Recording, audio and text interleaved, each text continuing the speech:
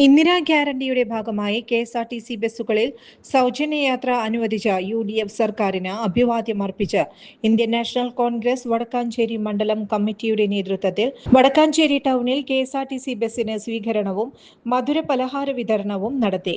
Youth Congress മുൻ അഖിലേന്ത്യാ സെക്രട്ടറിയും നഗരസഭ പാർലമെന്ററി ലീഡറുമായ PN വൈശാഖൻ ഉദ്ഘാടനം ചെയ്തു.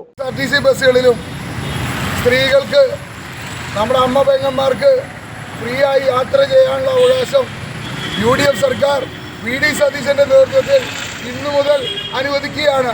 ഇന്ന് സംസ്ഥാനതല ഉദ്ഘാടനം ഇപ്പോൾ 8:30 നടന്നുകൊണ്ടിരിക്കുകയാണ്.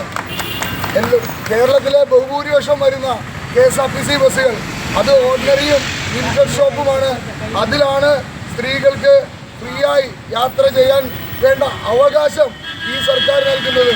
പ്രിയപ്പെട്ട എല്ലാ ചേച്ചിമാർക്കും ഈ യാത്രയുടെ ഗുണം കിട്ടും, എല്ലാ വീടുകൾക്കും കിട്ടും.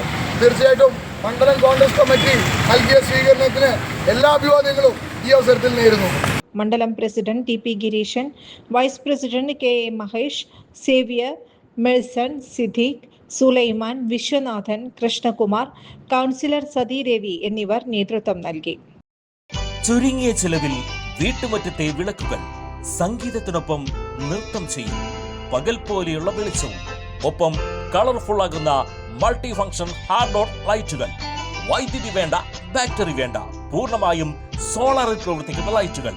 കൂടുതൽ വിവരങ്ങൾക്ക് വിളിക്കേണ്ട നമ്പർ 9447132148. കൂടുതൽ വാർത്തകൾക്ക് ഞങ്ങളുടെ ചാനൽ സബ്സ്ക്രൈബ് ചെയ്യുക. ഫേസ്ബുക്ക് ഫോളോ അപ്പ് ചെയ്യുക. വാർത്തകൾ വേഗത്തിലറിയാൻ Anytime News.